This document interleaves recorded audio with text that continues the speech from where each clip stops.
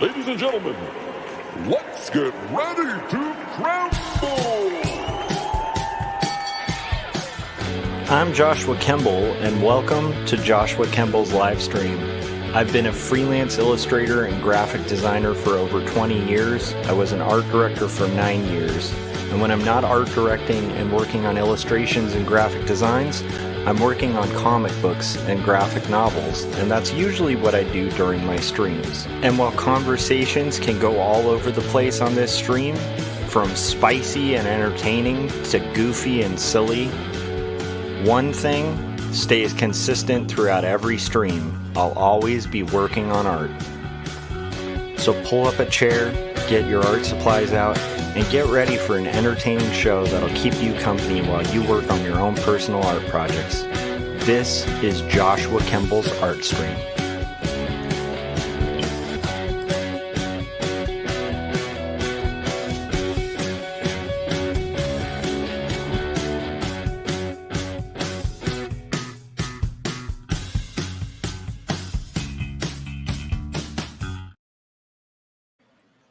All right, welcome to Joshua Kemble's Art Stream, episode 331. I'm going to be working on a lot of stuff today. So my goal is to rough out page 90 of Not Death But Love, the Strange Supernatural Story of Elizabeth Barrett Browning, and get back in the swing of things. I'll just be honest, like I've been doing a bit of a career shift kind of thing, and it's just been sucking up a lot of my energy and mental capacity for the last like week or so. And so I'm right now just kind of trying to get back on the horse. I've been getting some freelance done and things like that, but I'm a bit behind on the comic and where I'd like to be on it. And so that's what I plan on doing, is kind of catching up and getting back in the flow of doing these live streams. Today is a day in which I can do that. I also have a really cool new video that a listener of the channel, Frank Salazar, provided me. For those of you who don't know, during my live streams, I'll play these brief commercials.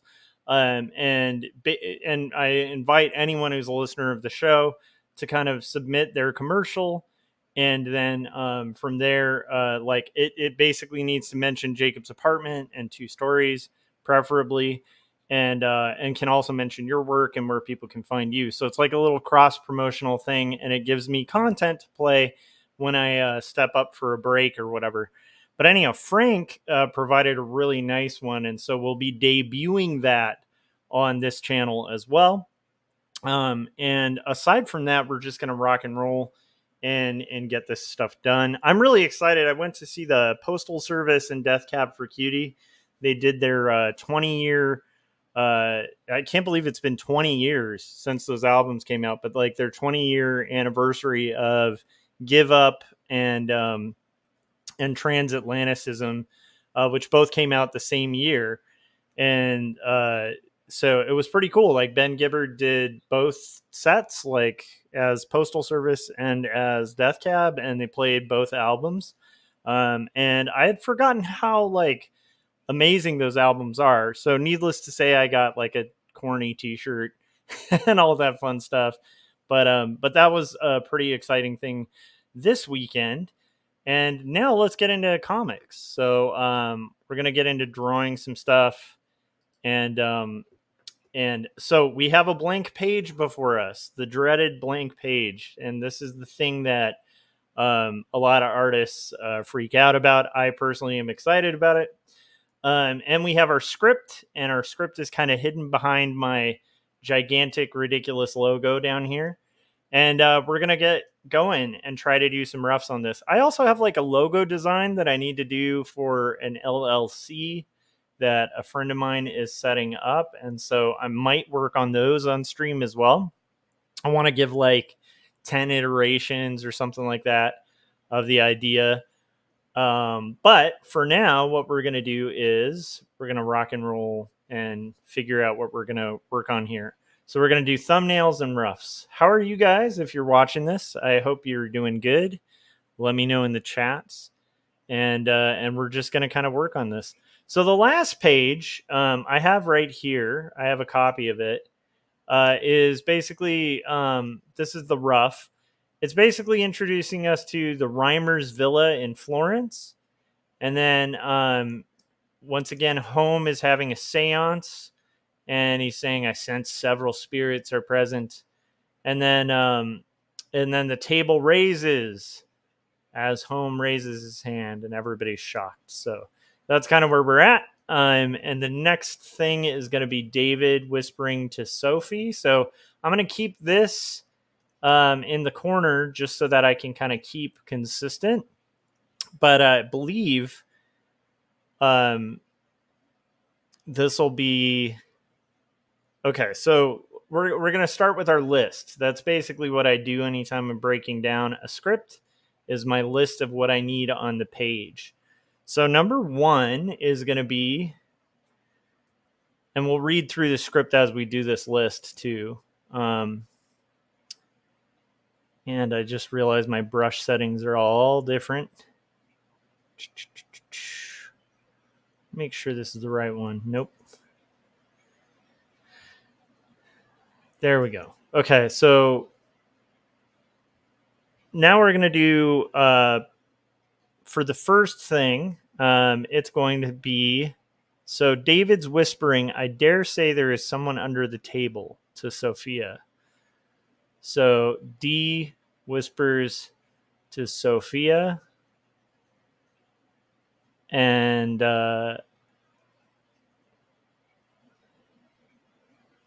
I'd say, well, we'll figure it out. But I think this should be like a mid shot.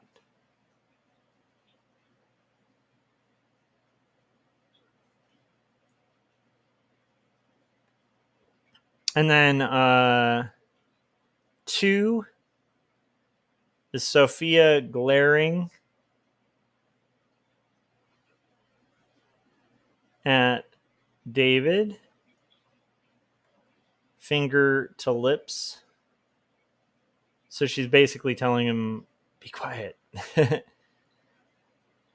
He's interrupting their cool seance. Okay, so then number 3 is going to be, looking bored, David tries to rest his head in one of his hands, but the table tilts, nearly upending him. So let's do David bored.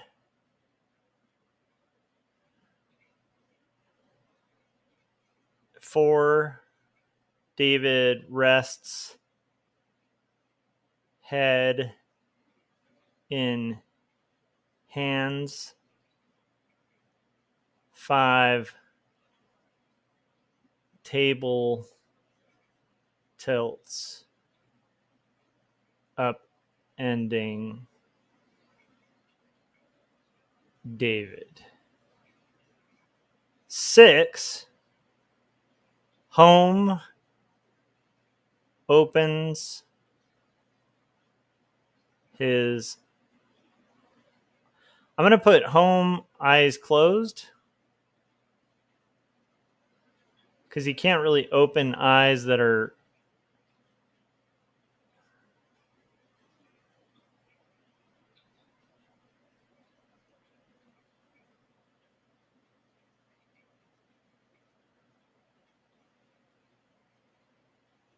okay, eyes closed. And then we're going to do 7, H eyes open. And then we're going to do 8, which is going to be Home gaze meets Sophia. Okay, so we have like 8 panels worked out here, and now we need to thumbnail them based on all this this previous stuff. So I like the idea of, let's just keep in mind like where the previous thing was. Let's call this list, and we'll go ahead and lock that. And then we're going to keep in mind where the previous panel was. So it's going to be, David's going to be whispering. Where's my David reference? There's my David reference. So David's going to be whispering to Sophie. I believe David is sitting to the David is sitting to the right of Sophie, or our right. So he's on her left. But to us, he's on the right. So we'll keep him on the right. And okay. So first shot is going to be him.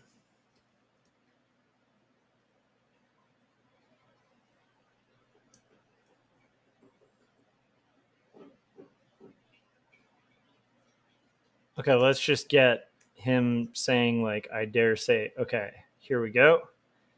Call this thumb.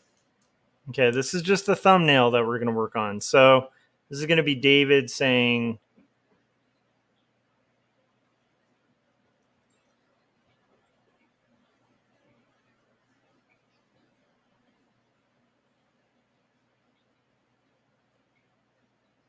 and he's got kind of this nose.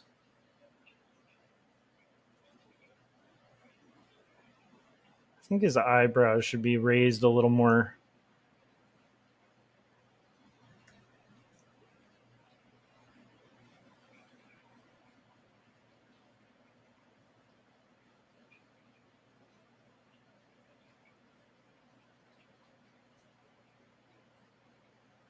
Mustache.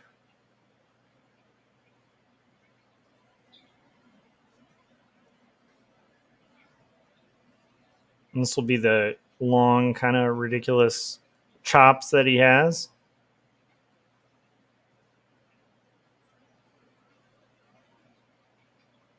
Yeah, so anyhow, that show was really nice to see them play those albums like full, because I swear, like, it's crazy that it was like 20 years ago that Give Up and Transatlanticism came out, but there was a period in time when I was young and working on my undergrad in art school, and those were like on loop. Like both of those albums were just played consistently for about 4 years. Like those were played quite a lot. So it was kind of neat to see. So he's going to have his, let's see, he's going to be saying,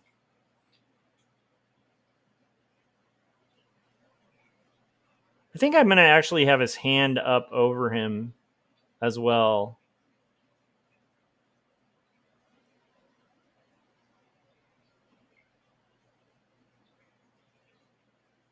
But his arm will be out actually.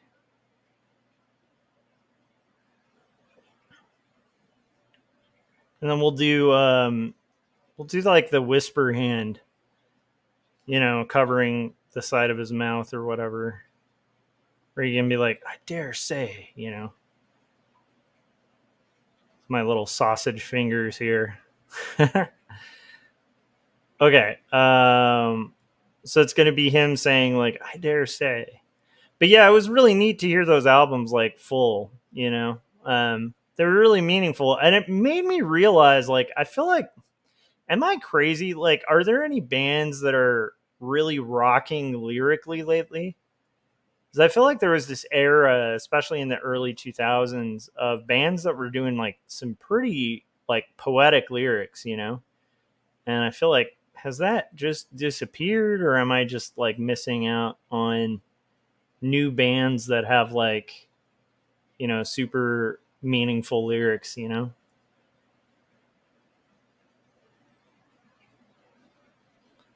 Okay, so this is him kind of leaning towards Sophia. He's going to be saying, like, I dare say. And keep in mind, the table has tilted quite far down. So we're actually going to see a little bit of his legs here. And then this will be the table end. And then we can kind of shrink him down just a little bit. Let's see. Do we need to? Yes, we do. So we can shrink him just a little bit. And then have Sophia here. She's going to be looking kind of irritated at him. Let me move Sophie here. Sophie's choice here. And then we're going to draw that section with her kind of looking at him like, what are you talking about, man?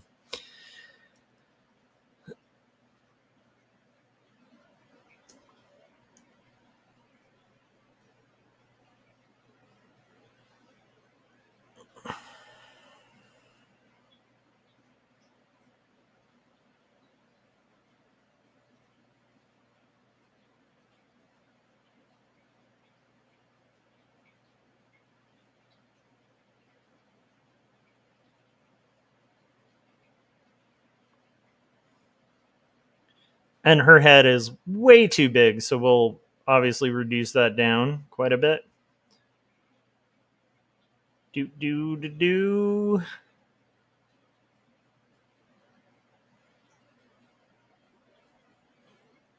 We'll reduce that quite a bit because that's a little bit large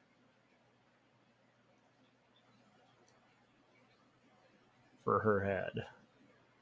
She is wearing her customary rose. She's often wearing a white rose in her hair. And then we'll kind of reduce that down.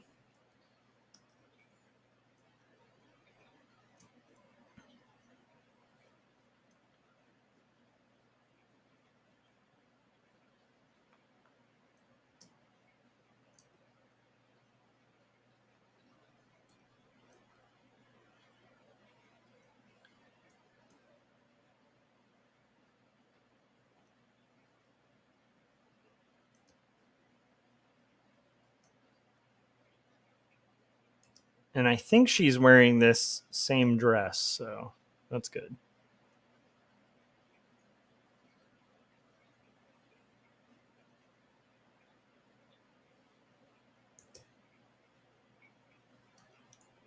I'm going to have her hands kind of almost like she's like putting her hands together before she, in the next panel, will raise her hands to kind of be like, shh, quiet, dude. I think I've still made her substantially too large, so let's make her a little bit smaller still. Do. Probably could have spared a lot of work here just doing the pre-drawing. Quite often it helps to just kind of put the shapes there of the characters and then fill in details. But, warming up.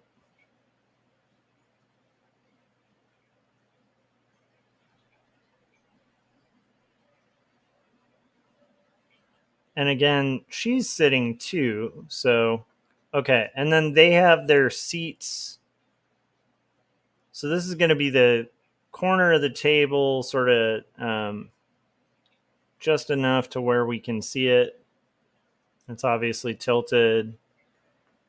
So then we're going to see his seat. What kind of seats did I use here? Oh, that's right. Okay.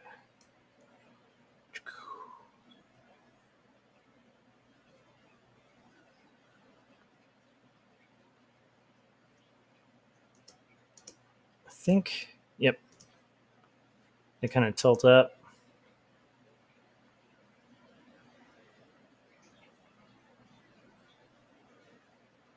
Hello, Gary. How's it going? How you doing, buddy? I have been off of my game the last week or so. I don't know if you guys have ever had that, but like for me, whenever I have to shift kind of careers and try something kind of relatively new, it's both exciting and also really exhausting. And so I've just found myself like really losing my flow, and not for a bad reason. It's just like a matter of just having to kind of find a new rhythm. Okay, so this is going to be him saying, I dare say there is someone under the table. I dare say, ma'am, there is someone under the table. So, okay, so there's our panel one, right? And I like it kind of cropping there because we don't need to see a ton for this to work. So there's our thumb for panel one. It's a little tighter than a thumb should be. But hey, what can you do? So, okay, there's thumbnail 1. Thumbnail 2 will be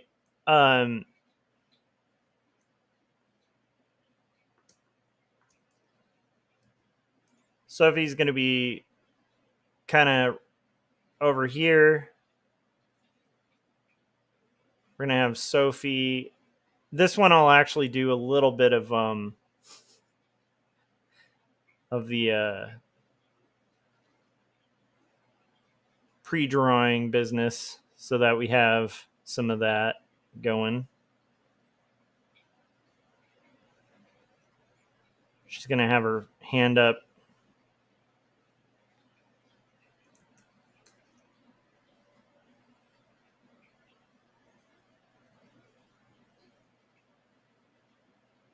And then he's going to be here looking kind of like disappointed.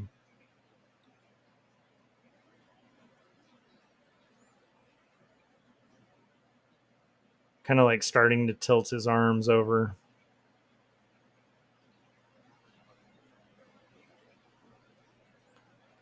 Okay, so let's do like this will be Sophia or Sophie.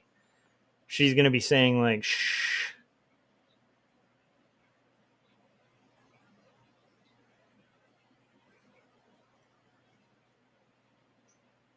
Have her finger out. Anyhow, so yeah, for me it's been an interesting kind of finding a rhythm for like a new kind of job type thing. But I am really enjoying the new job, so there's that. It's been pretty cool, and it's been nice not to have to do the crazy, 4-hour a day commute. That I have really appreciated.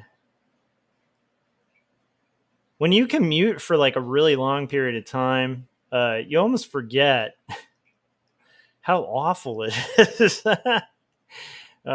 Anyhow, how are you guys doing today? How's it going, Gary?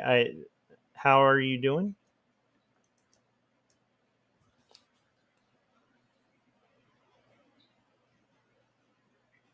So this is going to be Sophie saying shh, and she's got her flower here.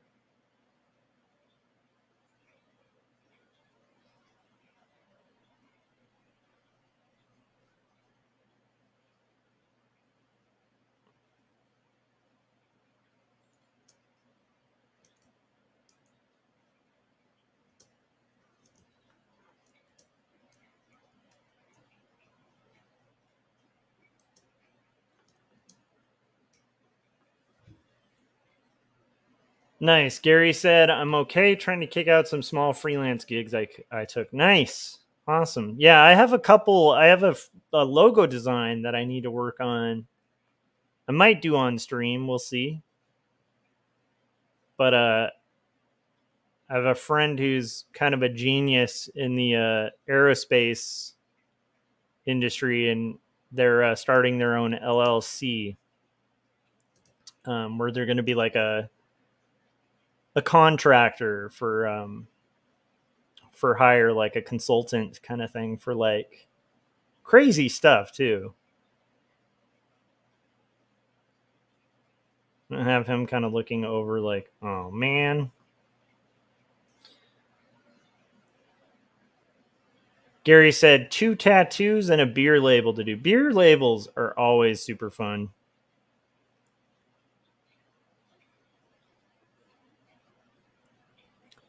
That is something I have not done in a long time. But I should reach out to like my local microbrewery. I think they already have a dude though. But still might be worth reaching out. So this is going to be him just kind of like, oh man. And I'm going to have him kind of putting his hands on the table. This will preclude, or not preclude.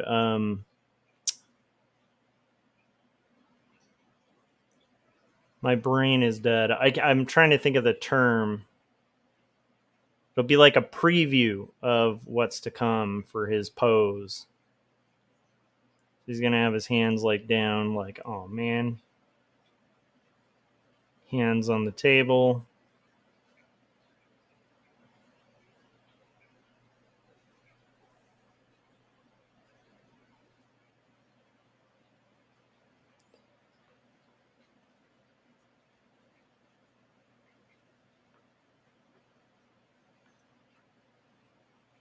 Again, we'll have that backing. Okay, so there's panels 1 and 2. Got that. Check. Check. Now we're going to do our shot of David Board. And I think we can cut Sophie out of this shot. Or just have it be like,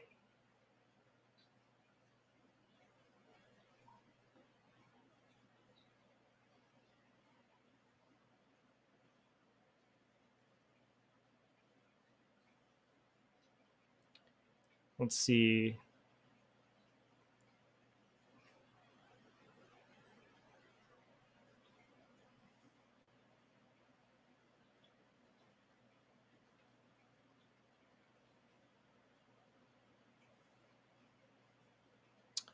Maybe his hand will be up like this. And I like the idea of him kind of, he's almost like leaning on the table, starting to lean on the table, which is already quite tilted. So he's going to have to be kind of sitting far back almost. So I'm thinking there we go. And then we'll have our chair.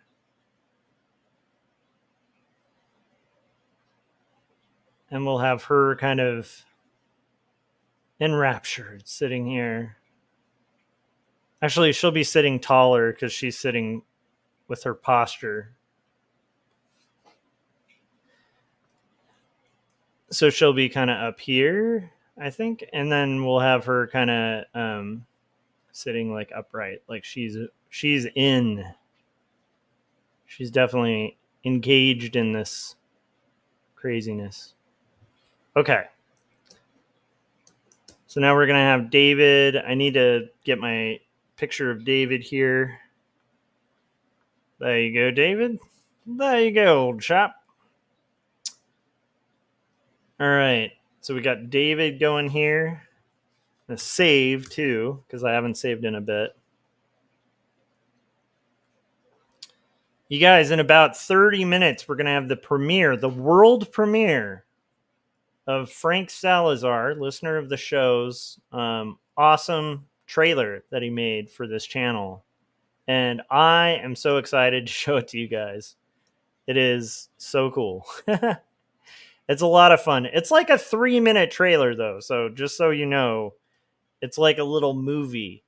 Generally, I like you guys to kind of keep them under a minute. But since it's Frank, I think because he's been a moderator for this channel for so long, he earned the right to have 3 minutes. And actually, it kind of suits me because now I'll have a little bit of options when it comes to breaks, because if I need to like step out for a little bit longer rather than having to play 2 videos, I can just put on Mr. Salazar's wonderful video. So I'm really excited about it, though. Let's just say there's some role-playing epicness to it, and I'm pretty thrilled with it. It kind of made my day when Frank sent it to me. It makes my day whenever somebody sends me one of those trailers to play. It's just neat that people would take their time, you know. I heard tell that Mr. Hodges was going to do a sexy book video, and it never happened. I was like, man, I really wanted one of those, Gary. I really wanted one of those. I'm kidding, of course, because it is time consuming to do that kind of thing. Okay, so we're going to have him kind of looking a little miffed. I don't think his eyebrows are reading correctly here. I think what I need to do is you need to have it like, oh man. So more like, ugh.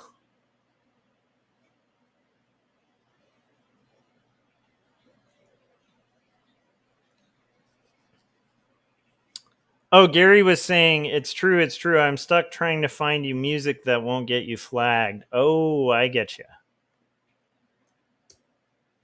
Royalty free. I can see if I can find some. I'm gonna look that up. Find some music that'll work.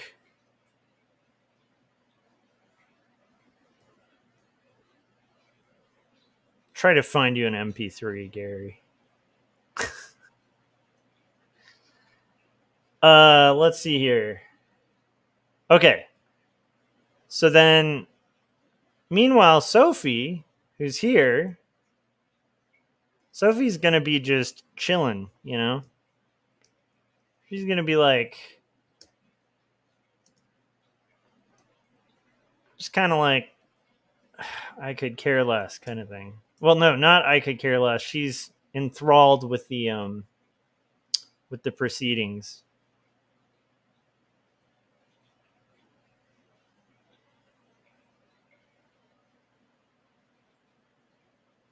But yeah, Postal Service was amazing. Ben Gibbard is more I've seen Death Cab like a million times because I got really into Death Cab. Oh my gosh, it must have been. I think it's the photo album. Um, and it was a like it was a long, you know, it's one of those classic indie rock stories where it's like I was into them before they were big, but I was actually into Death Cab. They played LA a lot, and I absolutely love them. I thought their drummer is one of the best drummers around. He comes up with like such cool beats, and I just got really into them. And then yeah, but like Postal Service, when that came out, that was really really fun, you know. And it was a good show to go to because does she have her scarf? She does have her scarf. I've forgotten her scarf, so I need to add her scarf. This is going to help me too because I need to remember that scarf when it comes to drawing it later.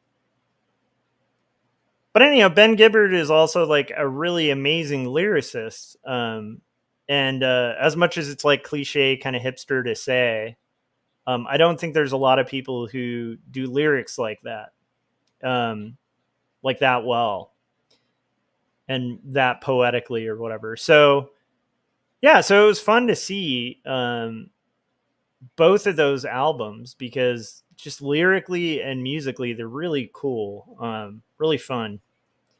Definitely not like, you know, I have multiple kinds of stuff that I like. There's the like punk stuff, and then there's like the indie stuff. Um, but yeah, it just reminded me like how flippin' good those bands are. I think there was this time where like Postal Service first came out, we were all excited because I had gotten a lot of my friends into Death Cab, and I was like, this is weird. It's by the dude from Death Cab, but it's like, you know, like a synth pop album. And then it got like way overplayed. You know, I think it was used everywhere and you'd hear it like at the mall and stuff like that. And so I think it's almost like easy to forget how good that album was. Okay. Okay. So now we have 3 roughs. So we got him bored. Do. Did I accidentally do this on a different layer, or was it just I think I just need to make a new layer.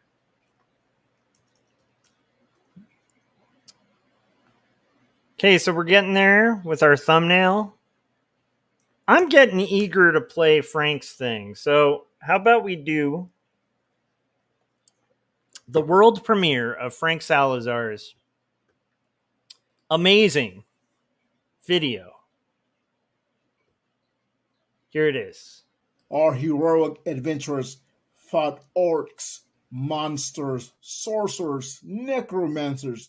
Now they find themselves in front of a mystical library. What shall they find? It's all in the roll of the dice. We've come this far. There's great power behind this door. I can feel it. We just have to get past it. This door is no match for my axe. I shall chop it down. You always want to use brute strength. Why don't you try knocking? We'll try it your way. You may enter. The library is open to all those who seek knowledge. Feel free to look through our tomes. Maybe you'll find the answers you seek. I sense great power here, and it's behind those shelves. Indeed, there are powerful items hidden behind these shelves, but you can only get there through the enchanted words. Do you have those words? I believe I do. Tremble before the Cremble. There is great power. Look at that glove. Must be so powerful. That is not where I sense this power. I must get closer. I found them. I found the sacred manuscripts written by Joshua Kemble. Behold, I now possess 2 stories and Jacob's apartment. Please tell us more about 2 stories and Jacob's apartment, and who is Joshua Kemble? Xeric Award-winning cartoonist Joshua Kemble is a freelance artist, graphic designer, and author. 2 Stories is a confessional graphic memoir that grapples with questions of faith, mental illness, depravity, and ultimately redemption in a fallen world. Jacob's Apartment is a coming-of-age graphic novel in the vein of Ghost Road and Fun Home. It weaves together the threads of spiritual faith, identity, purpose, love, and loss to create an engrossing world in which waking and sleeping dreams collide. You have made your choice. The passage is now closed. Wait, can I get that glove? No. Oh. All right, let's go.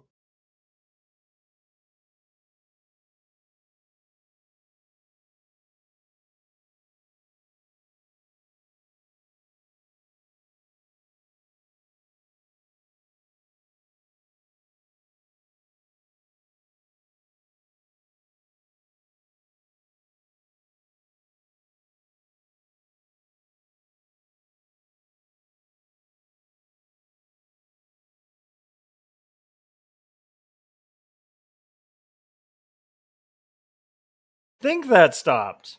So what do you guys think? I thought that was amazing. Gary said YouTube auto played a commercial during Frank's commercial. He should write them a tersely worded letter. I was just stoked. Like, I thought that was really creative. The way that he integrated like role playing and like the little stop motion stuff, it was like, I don't know, it made my day. That was, I thought, hilarious. And also, it reiterates the fact that I think that Frank will be an amazing GM if we ever get a role playing game going. I'm also noticing a little bit of choppiness with my connection, so hopefully that's not like crapping out for you guys. But yeah, so anyhow, that was Frank's video. It was hilarious and amazing, and yeah. Okay, we're gonna get back to our thumbnail. I just again, I think Frank would be a great GM. Like, how exciting would it be to like role play with somebody who's like full costume, got the lights on, like they're like, hello, you have choices before you. It was great. It's just great. And the tremble before the cremble insert really, I don't know, just killed me. So anyhow, let me know your thoughts on Frank's um, awesome video there. But I really appreciate it. If you guys haven't yet, also subscribe to Roll for Tarako or Salazar Artcast. That's his YouTube. Roll for Tarako is where he gets into a lot of uh, fun stuff with like role playing and stuff like that. And then Salazar Art Nations, where he just does general art stuff. And then I think Tarako Creative Cast is still going. I think you guys should check that out. He has like interviews with artists and stuff like that on there. So yeah, that's all Frank's stuff. But thank you, Frank, for providing that. Okay, so this is going to be so we did. Okay, so I need to unlock this list. I don't know why I locked transparent pixels on it. So we have this, this, this. Now I need him resting his head in his hands. So I actually want to do a repeat of the same exact shot. Oh, of the same exact shot, but he's going to be now resting his head in his hands. So we're just going to because this is like a comedic bit, and I feel like especially for comedy bits, repetition's really good. So like if you're doing like vaudevillian comics or a vaudevillian type scene, I personally believe in the idea of kind of using repetition to your favor, almost like a little animation, you know. So this will be his hand kind of here. Wait, if I'm resting my hand kind of bored, that's what I would do. Be like kind of more cupped and back. So there's his arm, and then we'll have his head kind of here.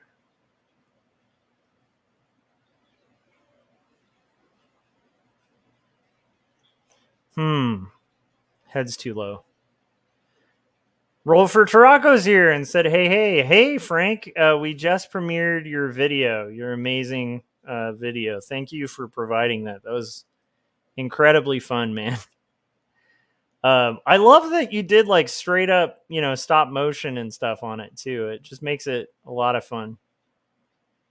And also, again, you know, hopefully, maybe it sounded like Jeff and Gib might be down, so maybe we can get them to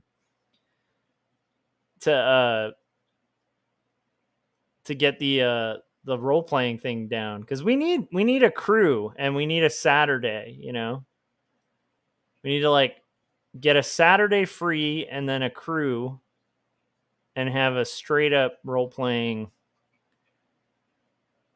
thing happening.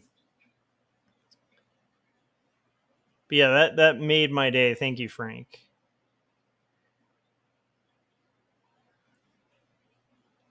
Okay, so now he's going to be kind of head and hands. Both his hands will be here.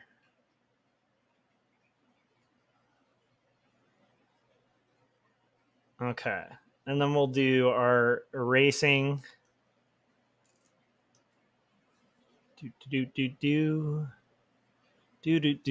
Do. And let's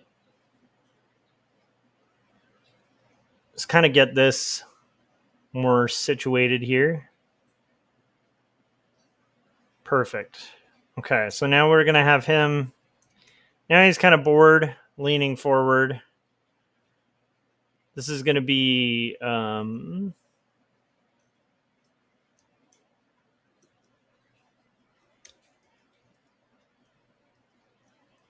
cool. Yeah, that's what I wanted. Just like a real subtle move.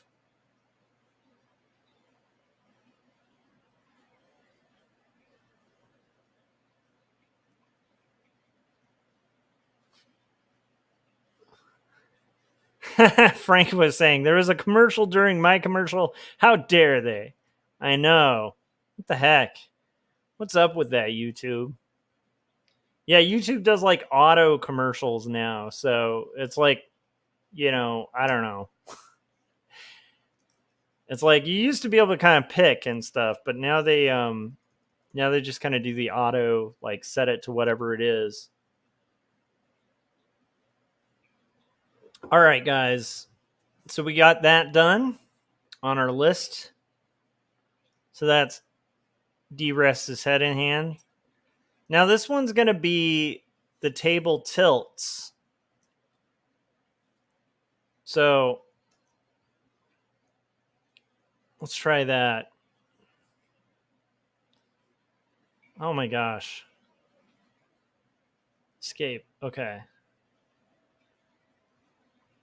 So I want to do this, but now we're going to do same thing, but this time like a new action. So again, it's kind of more similar to animation, the way this is going to play out.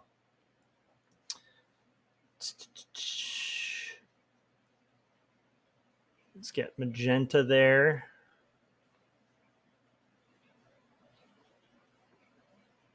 And yeah, I actually want the table is going to tilt even more.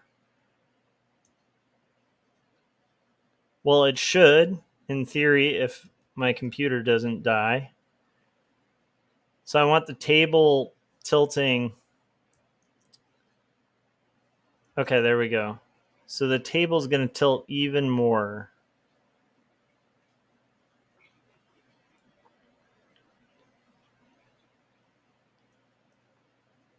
And now he's going to be like...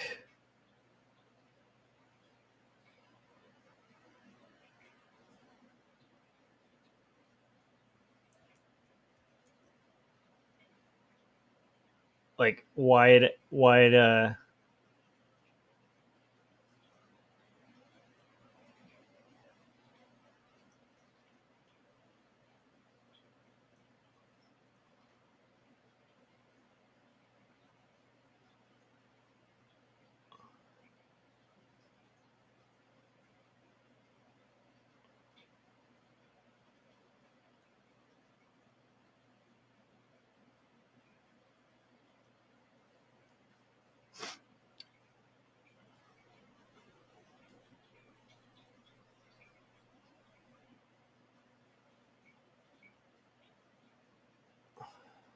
arms kind of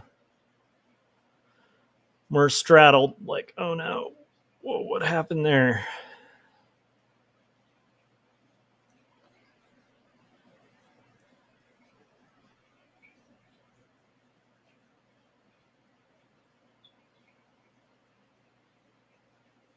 Okay, let's see if that worked.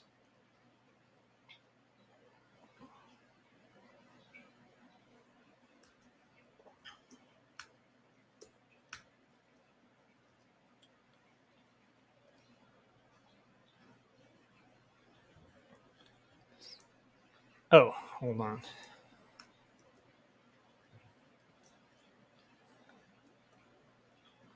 And then let's erase this out.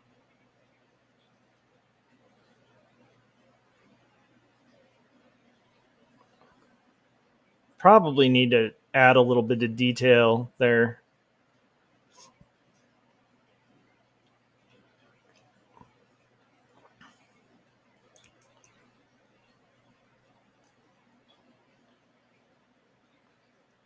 I think I want her more kind of looking at him.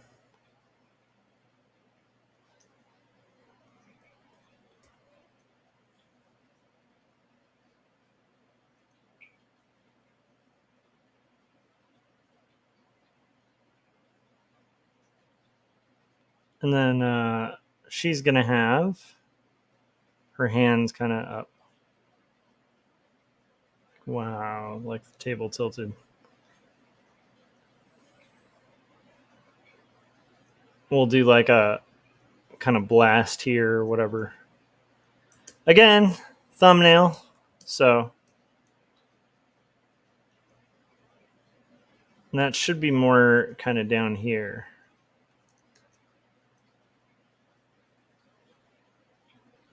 And again, I think we can kind of work that out. Okay, so that's going to be that.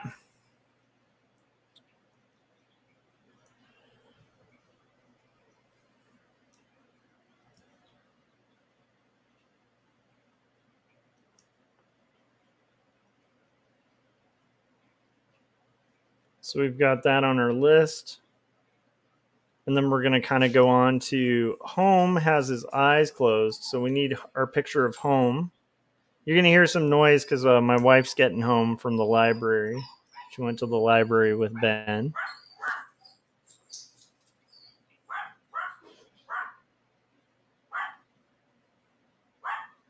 So I want home, and his eyes are closed here.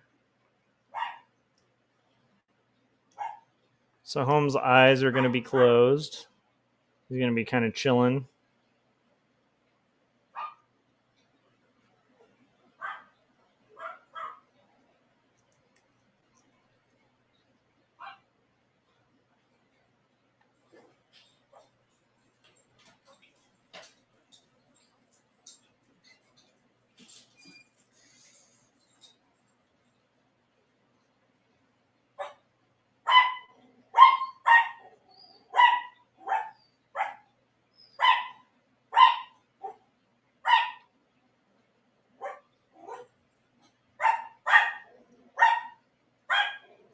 And we got dogs barking.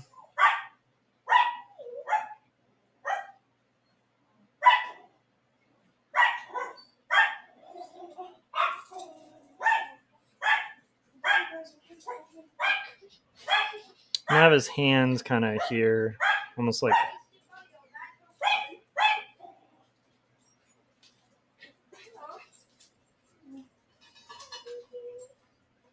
Then we're going to have his hands kind of working out. And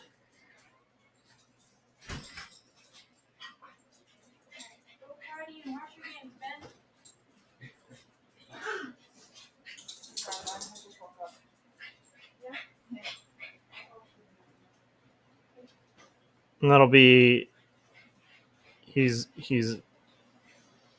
overwhelmingly concentrating. And then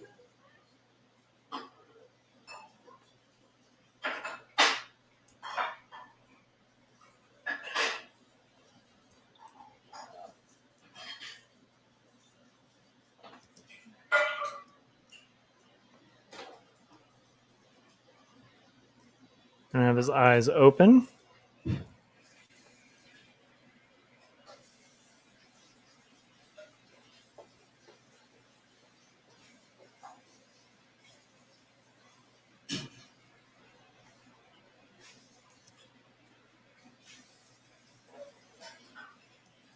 And this will be nice. Jim said pants are fantastic.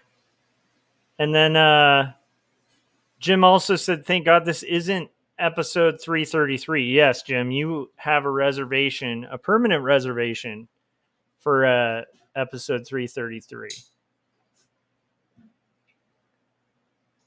Jim always gets triplets. And then this is going to be a wide shot showing both him and Sophia at the table,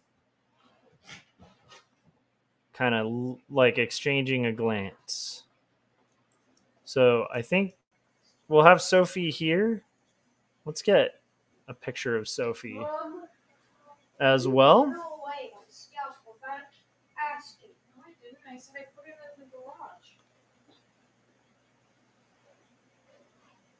Well, then why is your so much stuff in my bathroom? So this will be her kind of looking at looking to him. It was not tracked. Well, I hate to tell you this. What?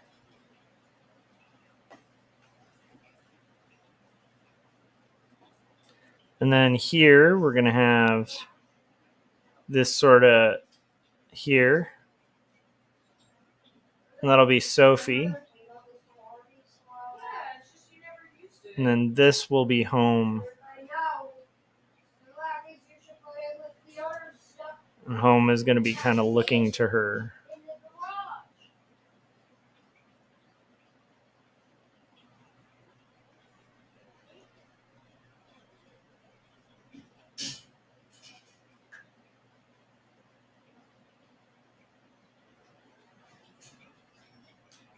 in the garage.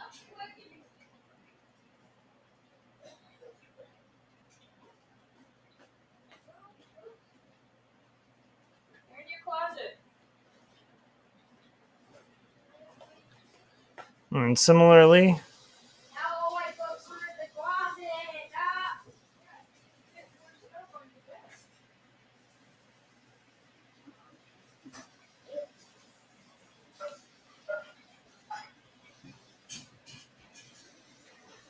I might replay Frank's commercial too once we hit the hour mark and we're ready to kind of go to roughs. So I like the idea of this being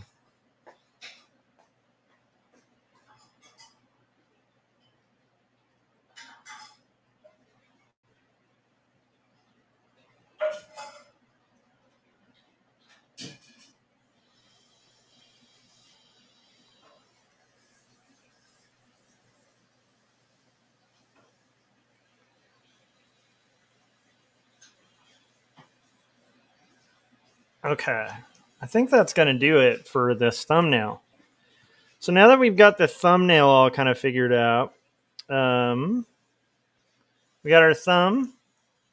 Now it's about getting this all set. So we'll turn off our previous thing, turn off our list. And now we're going to make our thumbnail into a cyan line.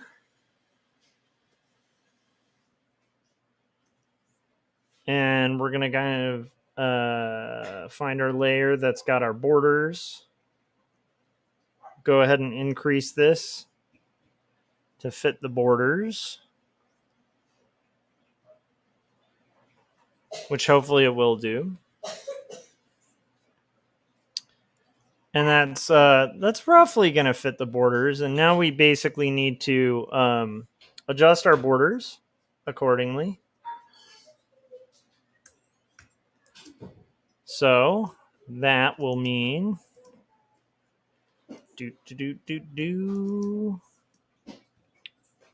now that we're on our border layer. But yeah, Frank's commercial was awesome. It was like a role playing commercial, which I really appreciated. Okay, so now we're gonna do our layers.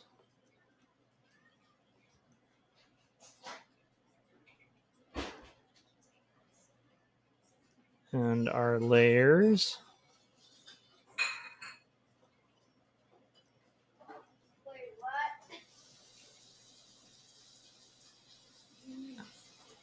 I'm lucky. I said that. And our layers.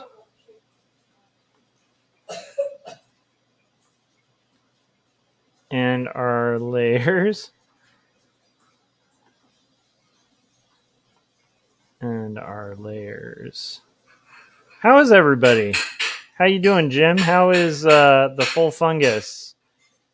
I keep seeing these awesome sneak peeks on your Instagram, and it makes me really excited about the movie. But it also makes me wonder, is this like a magnum opus? Because there's a ton of characters. And Jim, you usually have a lot of characters, but this one seems special. I don't know if that makes sense. It just seems like this one's going to be really good. I mean, they're all really good, but this one, it seems like you're putting a lot in. Mom? Yes? What's up? So,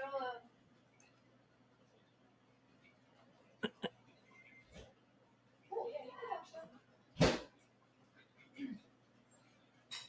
Just watch out for the Yeah, Frank, there is fantastic voice acting in that video. Don't think this one It's amazing. I love it. Okay. Put them stuff on the side. Okay. So, So we've got this kind of worked out. And then we're just going to do, again, just kind of getting these borders sort of situated for the roughs. And I don't need to like show the filigree and stuff, but this gives the publisher like a better idea of what the final page is going to look like. And it saves me a little bit of work when it comes to final.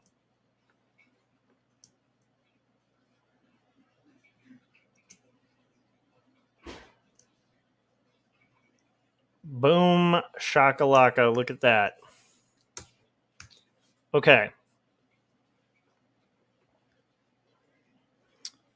What's bizarre is I kind of think some of these thumbs are like good enough. Like, well, we'll find out. Okay.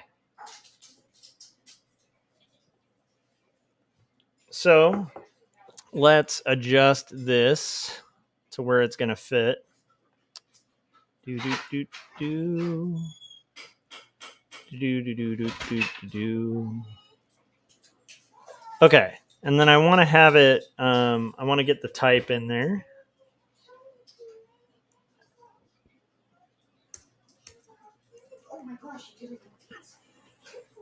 Okay, so this is going to be I dare say there's someone under the table, is what's going to be said. I dare say, sir.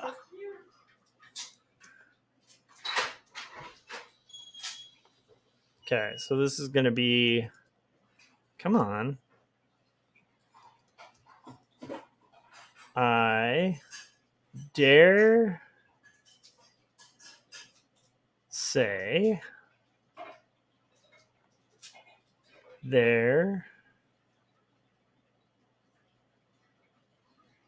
is someone under the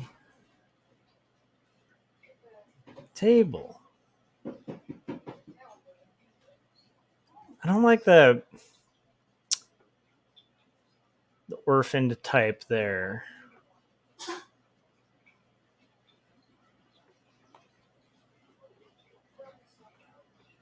So I think what we'll do is have our is over here.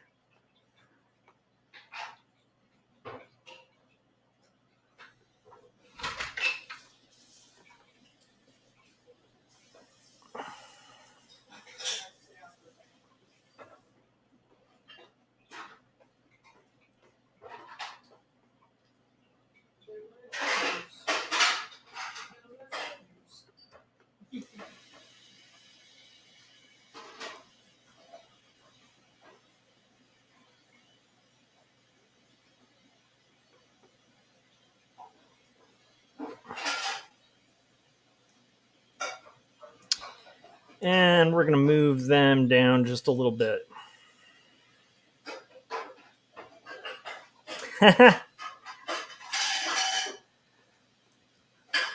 Frank said, well, I declare, is that a copy of Two Stories you're holding, or are you just happy to see me? I still like Jim's gangster Kemble, where it's like, hey, I got 2 stories for you, 1 and 2. Pretty classic.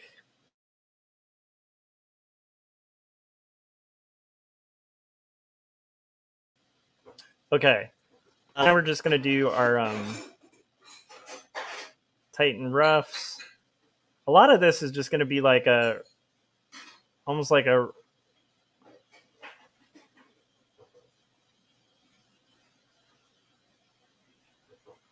almost just like a redraw of the entire thing below it, you know.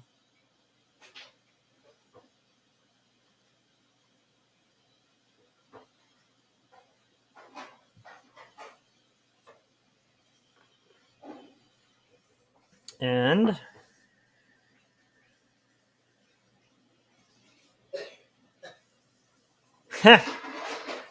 Frank said, I hope Josh isn't asked to make a gritty graphic novel of Little Orphan Annie. He doesn't like orphans. Not when it comes to typography.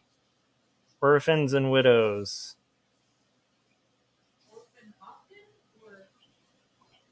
My wife just made the joke from Pirates of Penzance. This is why we're married. She was like, orphan often or orphan frequently or orphan. Should watch Pirates of Penzance tonight.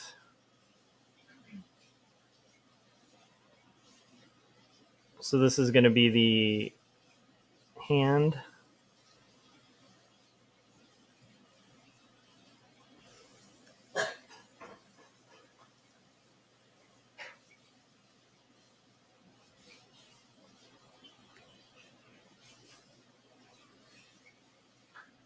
Again, we're just kind of doing this for a rough, so it does not need to be perfect. But if it's a little more clear than the rough underneath, that's good.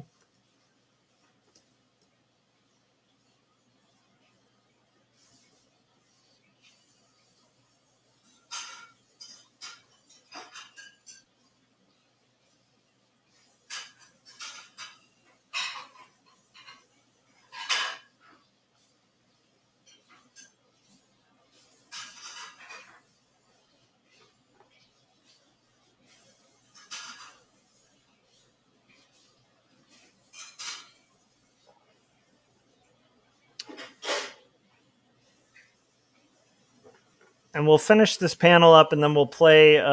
Maybe we'll play Frank's trailer one more time for anybody who missed it, because I feel like it's a new one, so we might as well see it a couple times.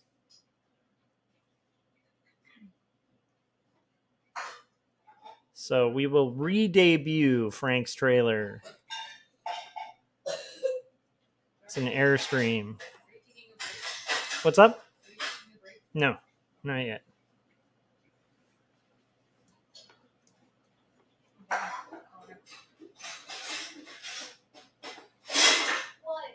Nothing. I was just going to tell you guys that Dorothy was sleeping across the office. The purple plant that he moved, so. Frank said, hooray! Awesome.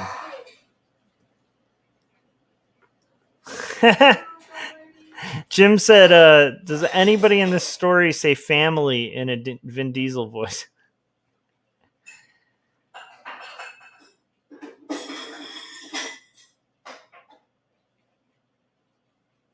I don't believe so. I don't know if there's a Vin Diesel voice in this, but I think there needs to be. My computer is slowing down, so let me wait for that to save. Okay, there we go. What was that? It was the pumpkin thing. I need to figure out what it is.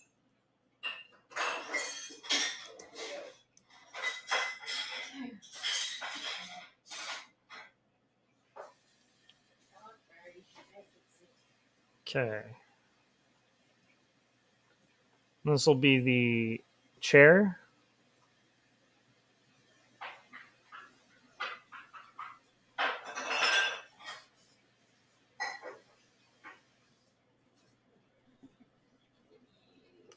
And this will be the chair. A little bit that we'll see.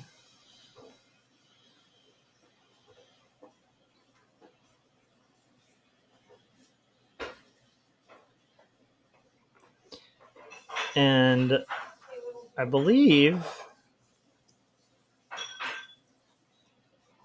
now we can do our shading real quick. The light is kind of coming from the side at that window.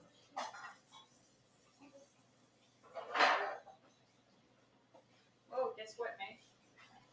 I found the other bin of multiple.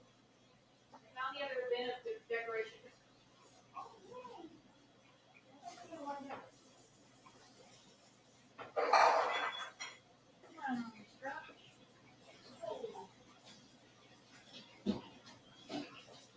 And we're going to have our shadow here.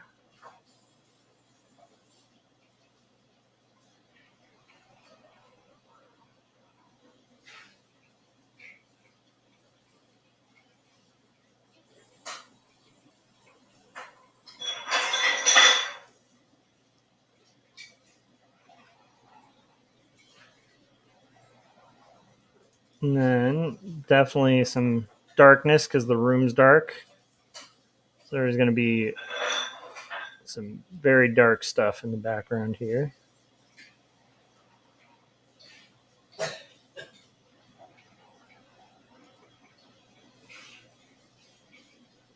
And voila. We have a rough for panel 1. And now we will play the trailer one more time for anybody who missed it. This is Frank Salazar's amazing Adventures at the Library Our trailer. heroic adventurers fought orcs, monsters, sorcerers, necromancers. Now they find themselves in front of a mystical library. What shall they find? It's all in the roll of the dice. We've come this far. There's great power behind this door. I can feel it. We just have to get past it. This door is no match for my axe. I shall chop it down. You always want to use brute strength. Why don't you try knocking? We'll try it your way. You may enter. The library is open to all those who seek knowledge. Feel free to look through our tomes. Maybe you'll find the answers you seek. I sense great power here, and it's behind those shelves. Indeed, there are powerful items hidden behind these shelves, but you can only get there through the enchanted words. Do you have those words? I believe I do. Tremble before the Cremble. There is great power. Look at that glove. Must be so powerful. That is not where I sense this power. I must get closer. I found them. I found the sacred manuscripts written by Joshua Kemble. Behold, I now possess 2 stories and Jacob's apartment.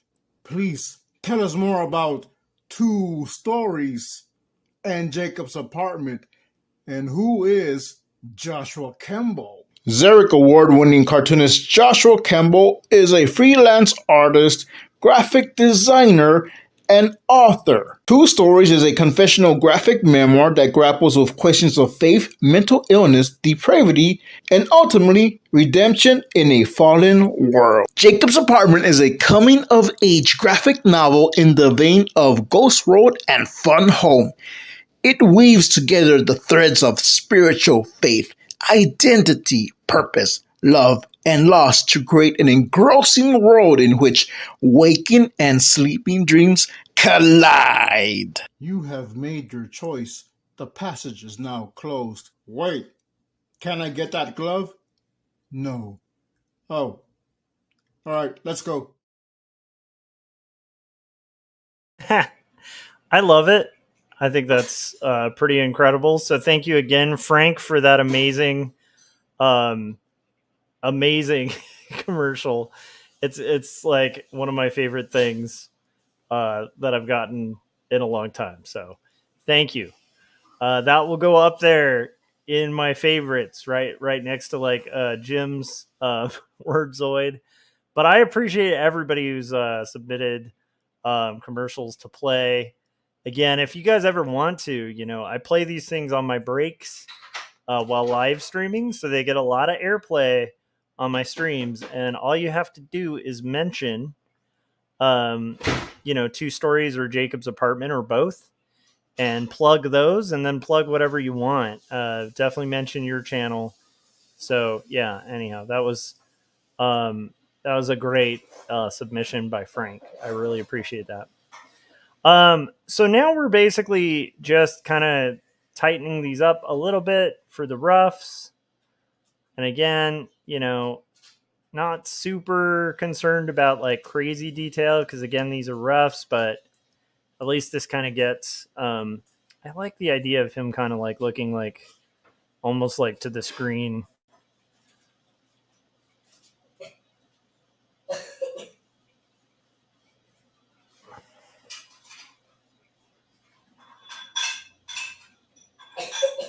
So we're just kind of going through these and finding areas that will work. I'm excited. I'm actually speaking at a Cal State Long Beach class tomorrow too. I'm doing a little discussion about like art directing and art illustration, and that should be pretty fun to like talk to those students. For an old friend from grad school's class, actually, Yevgenia. She's an amazing artist. She does these really cool, at least from what I remember, she was doing these like clay. There's this style of art where you have like a clay board, and then you do like paint on it, and you kind of like scratch.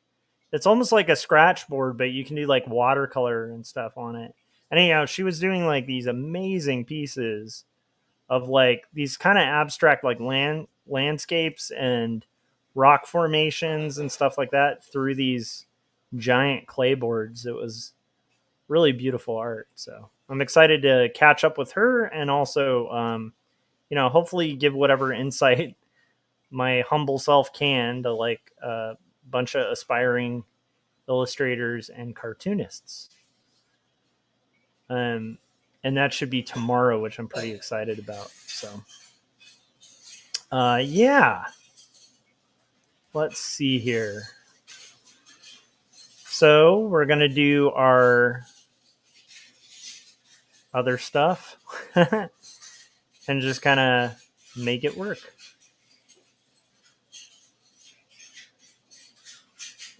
So this is going to be that same shot, and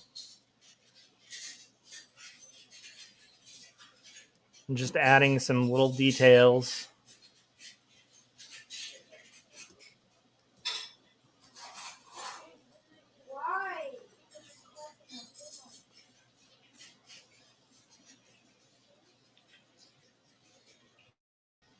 Yeah, Jim said great job, Frank, and I agree.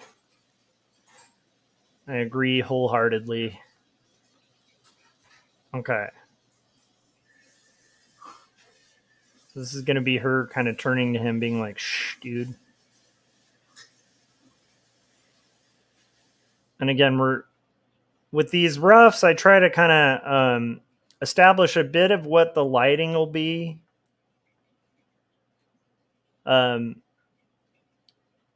This helps a lot when it comes to the final, and also helps the client kind of visualize like the mood and the setting.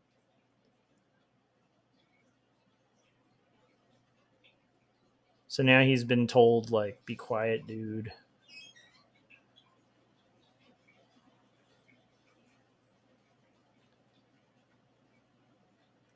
And then we've got, this is going to get real dark here. And we've got definite darkness here.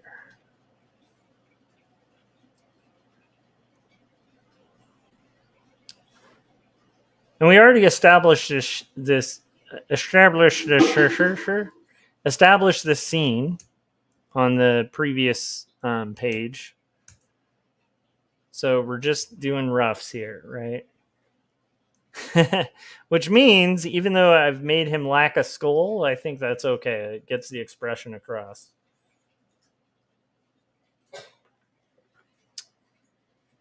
How's everybody doing tonight? What are you guys working on? I saw Marsh hop in the chats. How's it going, Marsh? Marsh says, any tips for choosing colors when working on comics? I have a whole nerdy slew of stuff. One is check your CMYK levels and make sure there's differentiations of 5. So, like, if that just kind of assures that the colors will print well. Generally, if there's not like 5 points of difference between cyan, magenta, yellow, and black, it's not going to read. Let's see other tips with color. If you're working with red and you want it to be a true red, you want to make sure that when you darken the color, you use black, and you don't have cyan or yellow in there. That'll help assure that your reds actually come out like a true red. But other than that, other than red, another thing is to make sure your colors don't look muddy. Make sure that you don't have black in the mix of any of the colors.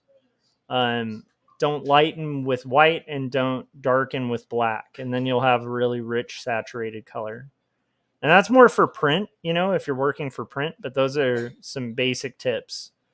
I see a lot of people, especially when they first start coloring, where they'll mix like way too much black with other colors, and then other than red.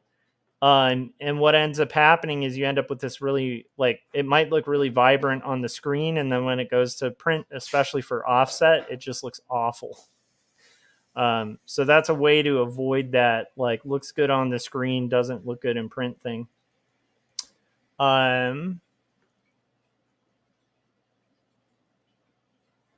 Yeah, let me see what else. Trying to think of other things. Other things that we could do for color. Paul said, wait, say these again? So when you're working in color for print, you generally want to have, you're going to be printing in CMYK. So I always work in CMYK. Now, there's people who are like different about this and like to work in RGB, but I think if you're working for print, you should be working in CMYK. And then you should test print as you're going. So basically just have like a cheap, inkjet printer that you can test print your colors. There's going to be about a 10% difference between what you see on the screen and what you see in print. So it'll tend to be like about 10% darker on paper than it is on screen. And that's because like your screen is basically like backlighting your colors. So it always looks brighter on the screen than it does in print. So that's one tip. I mentioned I'll repeat that one. Oh, okay. You were saying avoid darkening with black. Yeah. You want to think of it like paint, right? Like if you're painting, and you're painting shadows, really strong painters will tend to not use black too much in their mix for shadow. And so what you'll notice when you're painting is like the one color that needs to mix with black in order to get darker, it tends to be red, because any other color mixed with red tends to make red not a true red. It looks more kind of ketchup-y. So use black with red and nothing else, like to darken red if you want true red. But other than that, like try to avoid using black. I'd say the same if you're painting. If you're painting, you can mix like sepia or the complement of the color to kind of mute it down. But if you're resorting to just mixing black into your paints, you're going to end up with these really somewhat muddy looking paints. So that's one tip. And then the other one I was mentioning was, like with red. Oh, there's another one. With yellow, when you're working with yellow, make sure you have like 1 or 2% of magenta in your yellow, because yellow is a really responsive color. It like all it takes for yellow to become green is like 1% cyan. And again, it might look great on the screen, but when it prints, if you have 1% cyan in there on a yellow, it's going to look green. It's just yellow really, it like mixes immensely quickly with other colors.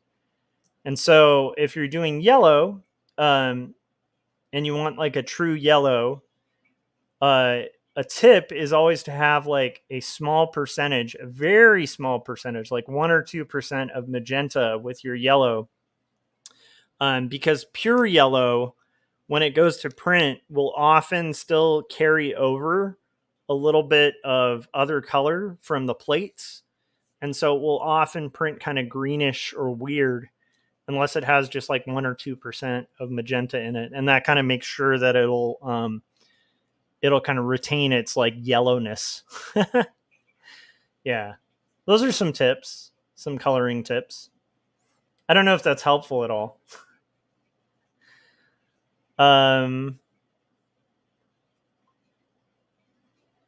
then another one is hue saturation is great, like or HSB if you're working in Illustrator, where you can basically pick one color, and then to have colors that kind of blend with it, you can kind of use that color and use hue saturation to sort of stick within the same family, but like change the tone of the color, change the hue.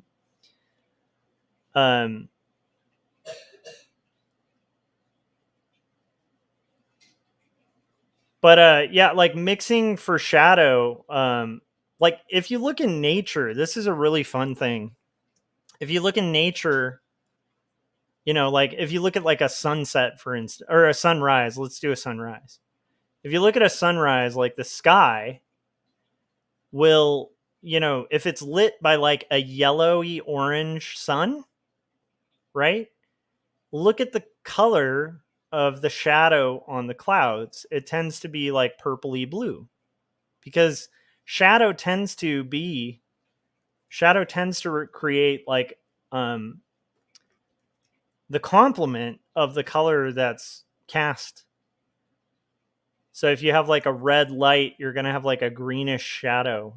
It's a weird thing that happens.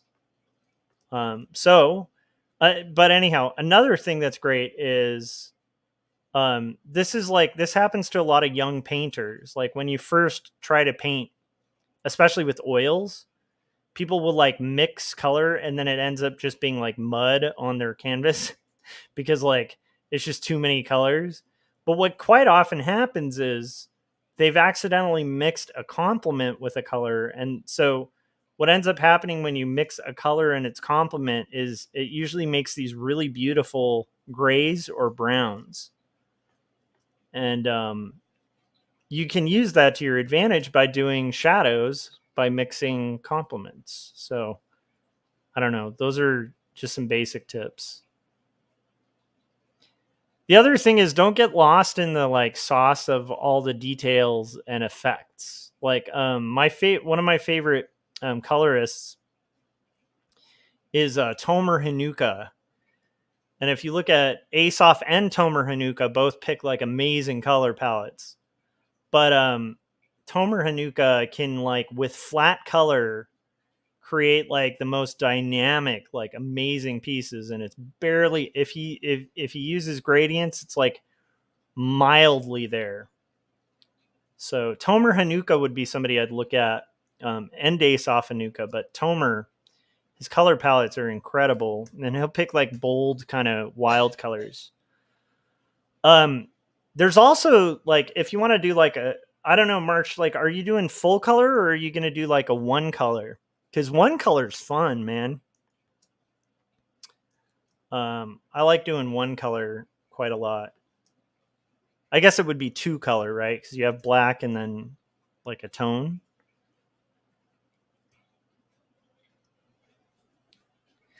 The let's see, other color tip. There's so many color tips. When you make your selections for flat colors, if you're doing it in Photoshop, make sure that your selections are aliased and not anti-aliased. That's another kind of mistake a lot of people make early on, is they'll kind of color with aliased line or anti-aliased lines, and these are anti-aliased lines, like these that I'm working on. So you'll see like they don't have a hard edge. There's like a blur to them. Whereas an aliased line would be like, let's do like the pencil tool. Okay, here. So an aliased line, so there's an anti-aliased line, which is blurry on the edge. An aliased line is like this, right? I'll wait for it to show up on screen. And if I zoom in on an aliased line, it's going to look like a step ladder. You just have solid black and solid white. You want to make sure when you're doing selections to color fill that you have aliased picked, because then that'll give you a really hard edge to your color. Otherwise, you might end up with that problem of black and white line art where your black ink has like a little bit of a blur between where you have your color fill and your edge. Anyhow, that's all just like some basic color stuff. But yeah, make it work flat before you render, and then render on a different layer than your flat colors. That way you have your flat selections, so I have like a layer of flat that you can do your selections on. Yeah, there's so many coloring tips, but those are ones I would stick with. Yeah, Marsh was saying, I've noticed flat colors don't seem so flat if you pick good color combinations. Oh, what was the other one? Oh yeah, if you use a color, try to use it at least 3 times in the image. So quite often, like, you can kind of make art that looks like almost like rainbows threw up or something like that, because there's just like weird colors that just feel kind of out of place. And to make a color feel seated in an image, like it's sitting there, having it in 3 places on the image, preferably spread out places, is good. So if you have like a specific red, keep that red, like have that red appear, at least 3 times. Because unless you really want to bring focus to like one thing, and then you could break the rule intentionally. But generally, like, color looks best in 3s at minimum. Like if you have it recur 3 times, it doesn't look as insane. Thomas was saying, I've heard some of these same tips when painting miniatures. Yeah, I mean, like, that's the thing. Like if you're oil painting or you're digitally coloring, it like color theory just kind of goes across the way to everybody, But honestly, Marsh, I feel like I've seen your colors, man. Like when you color, you tend to pick really pretty colors. You know how to do it, dude.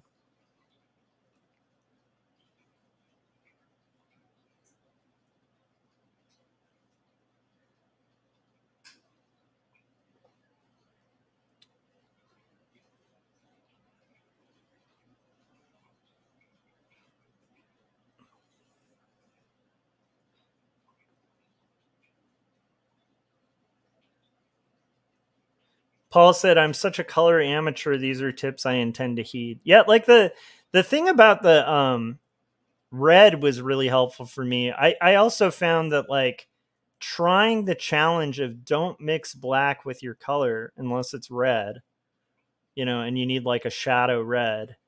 It's like, it's huge. Similarly, like try not to mix white with your color, you know, because like if you can manage to do richer things, like where it just will make the color more saturated. Oh, the other thing, you have to be pretty bright with colors that are under um, black lines. So because what ends up happening is like black lines kind of desaturate the color naturally. So you need a really saturated color underneath to kind of counteract the really thick black lines, especially in comics. That's why like old school comics that were colored with those like primary colors are often way cooler than the colors chosen like the 90s. You know? And you can do like muted palettes and stuff. I think I would say, I know I mention him a lot, but take a peek at Chris Ware. He's one of the best colorists around. Um, he just like, especially his colors for Jimmy Corrigan, and that's a good example of how to do kind of muted tones. But yeah, those are great things, very helpful things. So I think I just got a message. I'm not sure what about.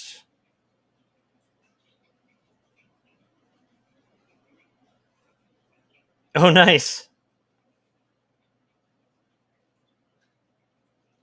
It's pretty adorable. Gary shared one of the tattoos he's working on. It's pretty rad looking.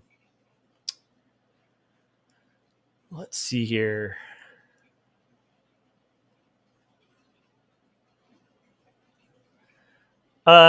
Paul said, I saw a guy doing a multiply layer when working on shadows. You can do that. You can multiply a color over it. You can do flat, you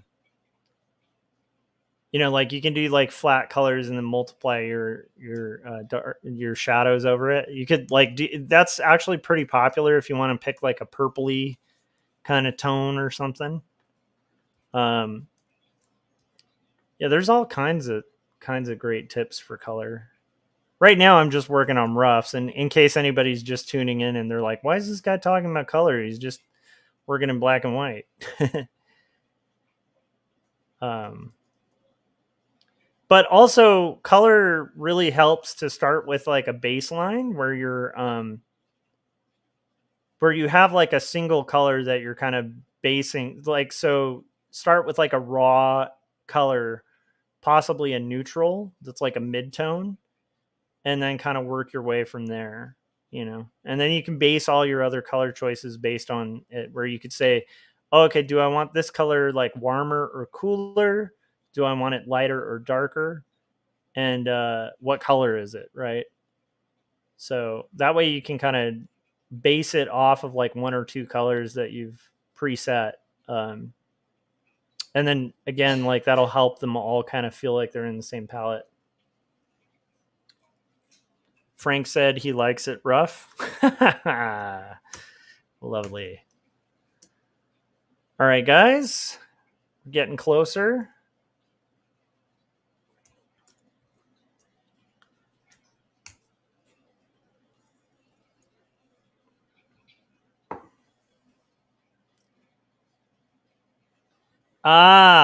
Marsh said, I tasked my comic artist with drawing a comic convention, and now I'm getting payback by having to color it.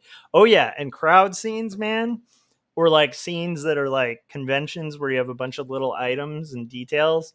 Yeah, that's a blast. That is a beast to color. I've definitely had times where when I'm working on a comic, I'm like, what did I get myself into? On this comic, I think the hardest one to color, there were two. One of them was a scene of like showing all of the like Bay of Italy, like where it was like the Italian city they're in, and it's like off the coast and all those little details. That was a nightmare to color. And then the other one that was tough was if you guys remember I had to do a crowd scene in a theater, and that took forever. Speaking of crowd scenes, I saw a crazy crowd scene, Paul, that you were working on. That was kind of interesting. What's that for? Is that actually going to be a page? It looked really cool. Like, really cool, but also like quite insane. Paul was saying, I'm coloring my crowd scene poster. Yep.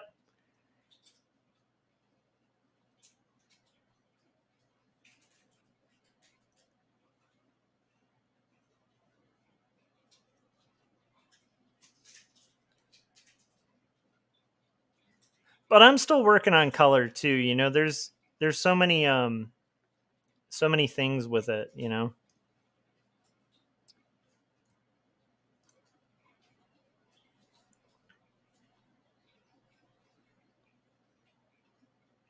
Colors like type. I feel like you kind of crack it open and you get better at it, but like you're never going to be perfect at it, you know. Um but yeah, another thing is just like I learned this when I used to work in education. I worked for an education company, and the art director there was really cool, especially if you're working on comics for kids.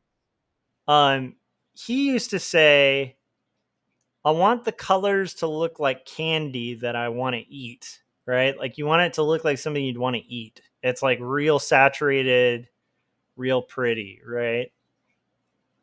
That's what kids are drawn to. They're drawn to like really bright, you know, like just think about it. Like think like, are these edible colors? Does this look delicious? Especially if you're working on like all ages stuff. You know who's a really good colorist is Yehudi Mercado. We had him on Artcasters. He's an incredible colorist. Um, he did Chunky. Good colorist to check out too. Dave Stewart. Dave Stewart's one of my favorite colorists. He has so much range. So he does all of Hellboy, and he does a bunch of other coloring. So just check out Dave Stewart colors. And they vary from like crazy rendered to like muted, you know, 2 or 3 color. Um, but he's won Eisner's multiple times and stuff. He's such a good colorist. And again, Chris Ware has won Eisner's a bunch for color as well. Chris Ware is an amazing colorist. Just incredible colorist.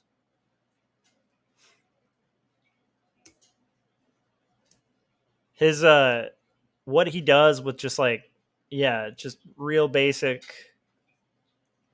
real beautiful color. There's a scene I'm thinking of in particular in Jimmy Corrigan where he did the Chicago World Fair and kind of recreated the Chicago World Fair as it existed historically, and it's like the colors in it and then the shadow tones are so subtle and beautiful. It's really cool. There's also something he does with trees that I love that I've never been able to really pull off with flat, where he'll show like the color of the lighting that's kind of poured in from the leaves on the trees. So you'll see these little patches of color of lighting like that are the way he does it is just very unique and has influenced a lot of colorists actually since, and their approach to like doing trees and stuff.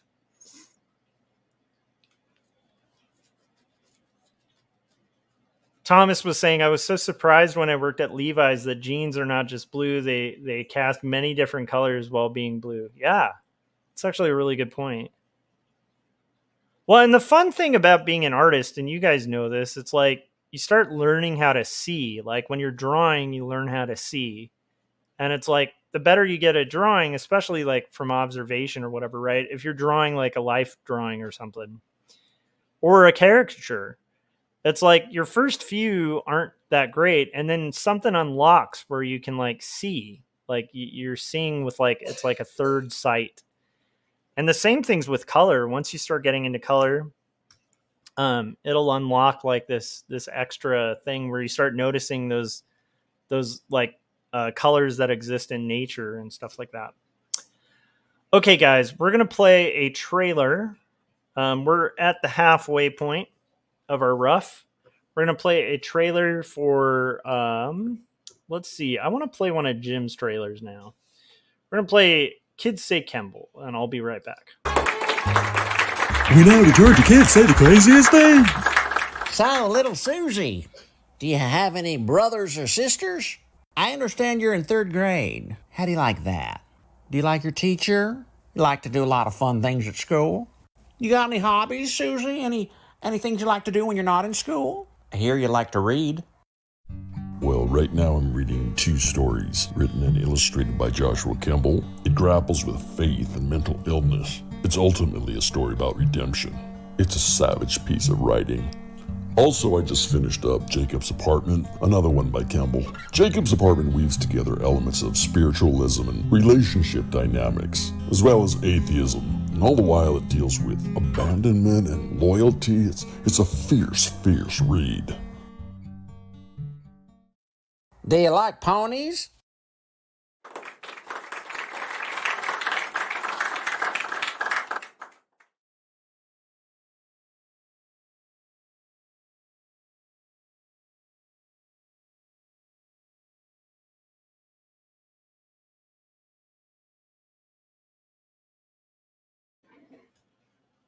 But yeah, color's fun, man.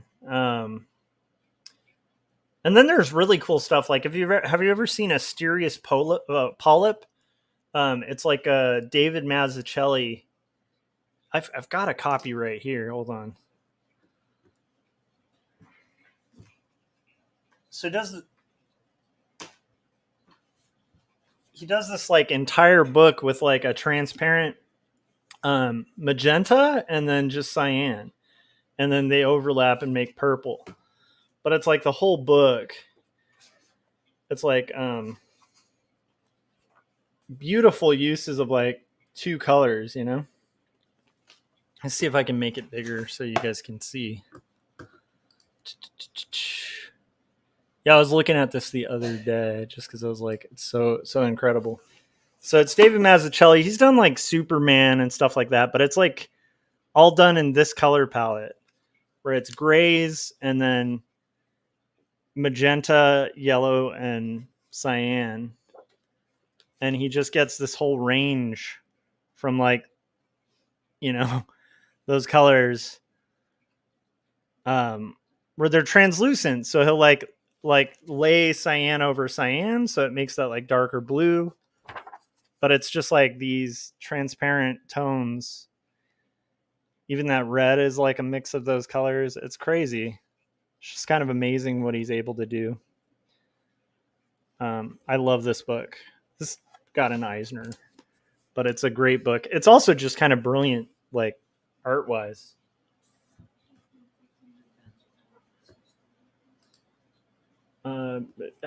After I finish. Okay, so we're gonna do our finish up our roughs, and then I gotta bathe my kid, which actually shouldn't take too long. So, by the way, if you guys haven't yet, please hit the like button.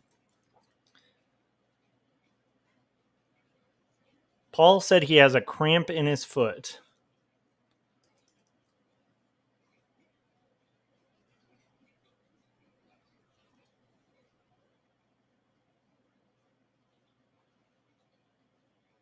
Thomas said, what makes Pantone colors so different? So Pantones are pre-mixed colors. They're kind of like screen printed colors. And so they're mixed with different pigments. So you can get things like metallics, neons, things like that. And they're pre-mixed. And so like the reason Pantones were invented, like my old job where I worked as an art director, like everything we did was in Pantone. And so Pantones like are great, but they're not CMYK. They're like, it's a pre-mixed color. It's almost like buying pigment or paint. And And so like a Pantone, comes in different varieties. What we used to use at my work all the time was solid coated, which is the most common Pantone.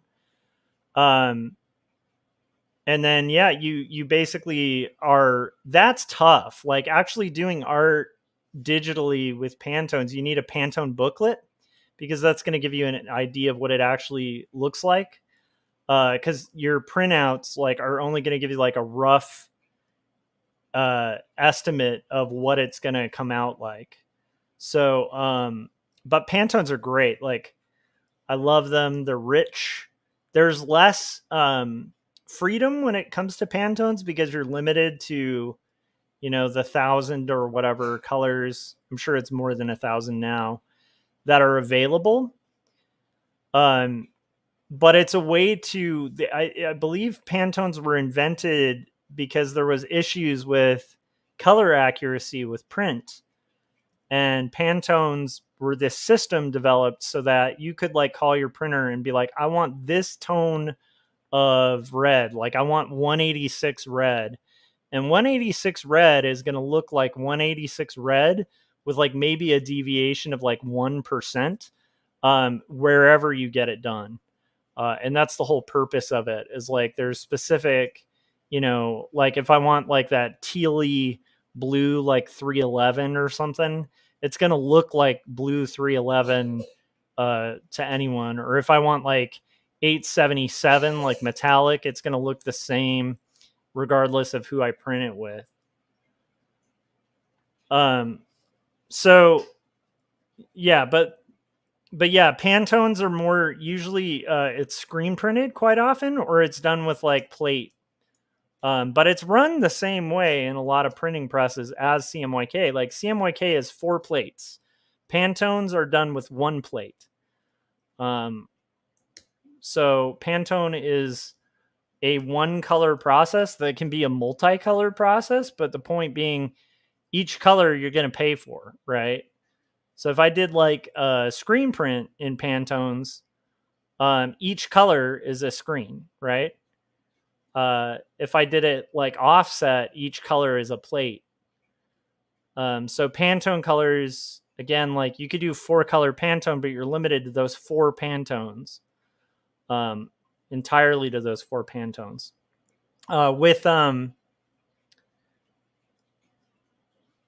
With CMYK, that's a 4-color print. So it's 4 plates. It's cyan, magenta, yellow, and black.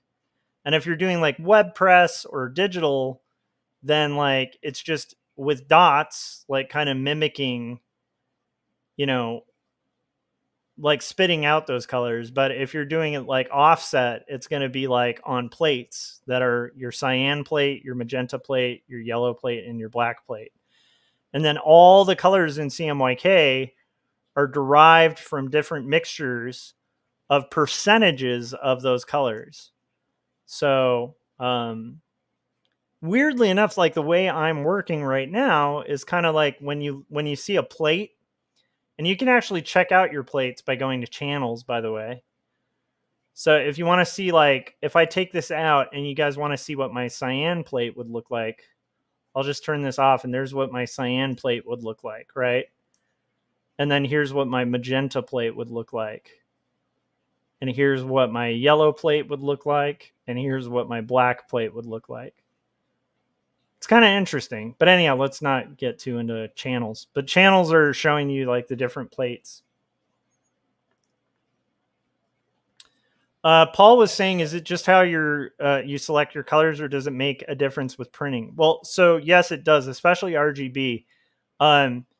There are some printers that like RGB, but everything printed generally is going to be done in CMYK, unless it's like with Pantones.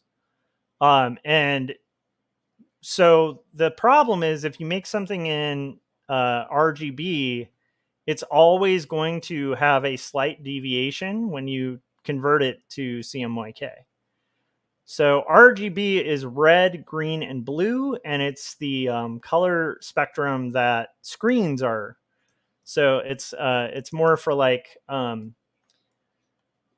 RGB is always going to look better on your screen or a little more accurate on your screen because it is for a screen. It's for digital. So if you're working on like a comic that's for the web, then you might want to work in RGB. But understand that when you convert it to CMYK, you're going to have a little bit of an adjustment and might have to adjust some colors because that's a color conversion. So CMYK is for print in general, and RGB is for screen. Thomas was saying, isn't the gamut of RGB bigger than CMYK? Yes, but you can't print RGB.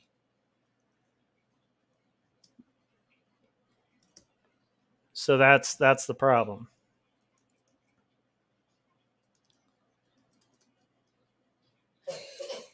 You can print RGB, but if you send it to a printer, or let's say you did a file in RGB, they're just going to convert it to CMYK in general. So, but there's artists who like to work in RGB because it's kind of more color accurate to your screen, and then they'll convert it for CMYK. There's like a big debate in the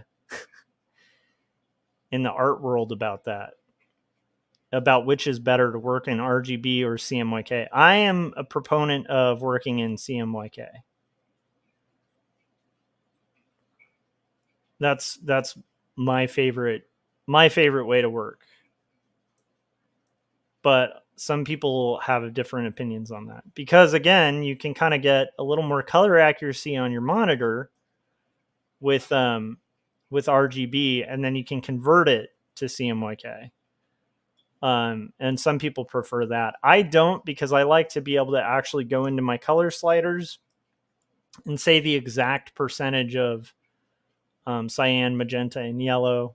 And again, I like to try to make sure I'm keeping the colors about like 5% difference between the two, like when I'm mixing them. So like if I have magenta in there, I want it to have at least 5% difference from the other four colors.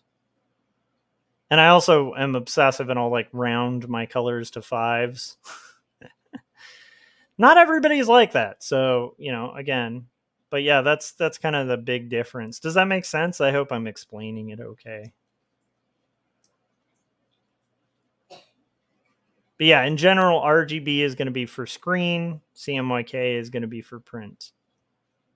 Unless, again, you're doing like screen printing or another method of printing, like 2-color printing or something, where you're going to be working with Pantones. And then that's a different scenario. I actually want him kind of looking forward now. Not at Sophie yet. So I like the idea of this being kind of... because then it'll have a little more impact when he looks over. So we're getting there, guys. We're getting there.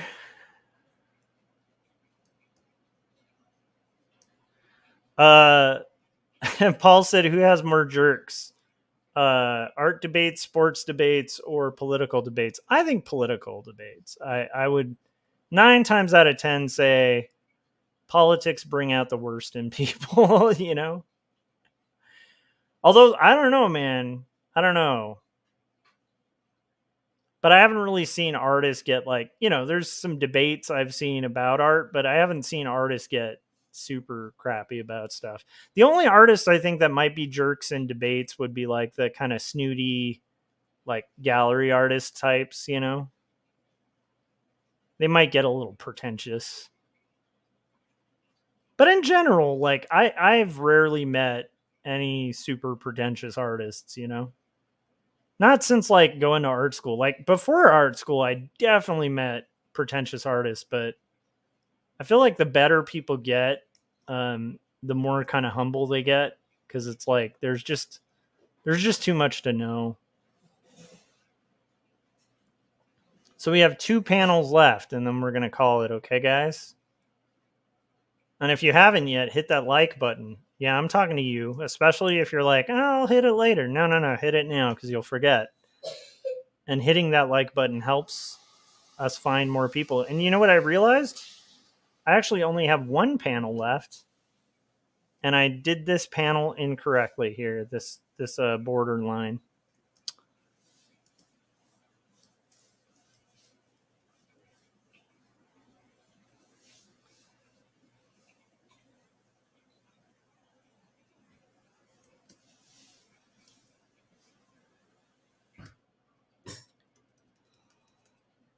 But colorists all have their preference, you know.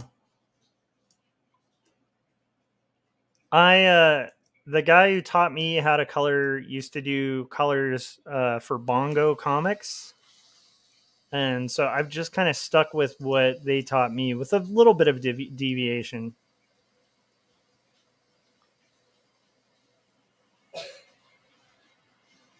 Now, screen printing, though, and like setting things up for screen printing, that's super fun. That's something I learned, as a t-shirt artist. And there's a whole challenge to that, where you're using halftones and all sorts of stuff to like try to make, 4 opaque colors look like 10. And the whole art of t-shirt art back in the day, at least before there was better, like now there's pretty good digital press, but the whole art back then was like, half the art of doing really great t-shirt design was like doing designs where you had like 4 colors and that's it. And like a lot of the designers that I knew were really impressed if somebody could pull off like a good design with like 2 or 3 colors, especially those ones that have 2 or 3 colors and they look like there's like a bunch, like, and then you go, oh wait, no, they just used 2, so the color limitation is a huge thing. Oh, I guess that would be the last piece of advice for color, is limit your palette. Just because you can use everything doesn't mean you should. So, limit your palette only as necessary. My favorite painting teacher had us limit ourselves to 16 colors, and that was it. And then we could mix them and stuff. And that's a pretty broad palette, actually, but they really discourage that, like, oh, I want this specific shade of whatever color, and like going out and buying it. It's like, no. You have these 16 colors. You can pretty much get any color from these 16. And I tend to think that's good advice. Like, limit yourself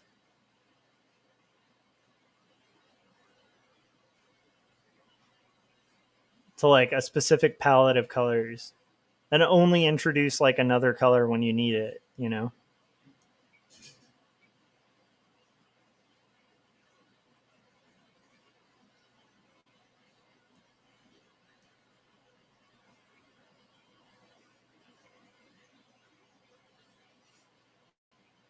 I think we're pretty much done with this almost. We're almost there. So, which is good news because I'm hungry. Thanks to everybody who's showed up. Thanks for the great question about color. That was fun to talk about. Thanks to Frank for the amazing new promo video that I can play on breaks. That's excellent. It's great to have. We're just going to shade this last bit and then we're going to call it. Thanks to everybody who's participated in chats and hung out. I really appreciate you guys.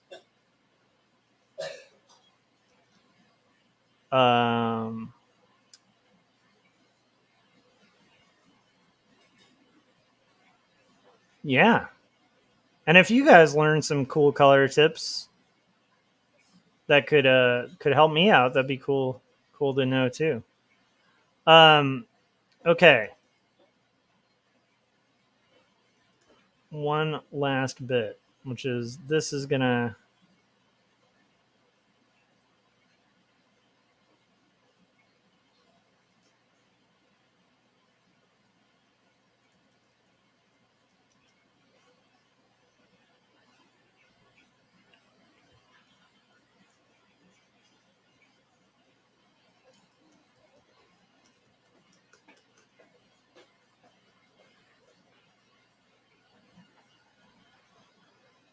There's like a weird shortcut problem that I'm noticing with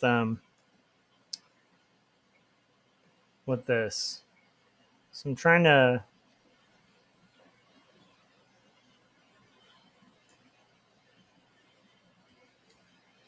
Like if I hit B, that should just go to brush, but for some reason it keeps like going back. Sort of obnoxious.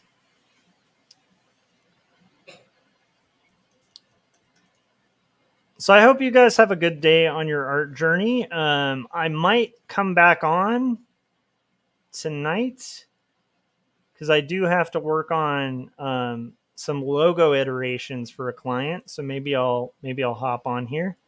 If you guys haven't yet, make sure you've hit subscribe and hit that bell so you get notifications when we're about to go live. And if anybody's tuning in, make sure you check out the artists that are in the chats. Like, we have some incredible artists here as part of this community, and they're worth checking out. So anyhow, thanks again, guys. That's going to do it, and I'm going to call it for the stream. Thanks again, and I will see you guys on the next live stream. Goodbye.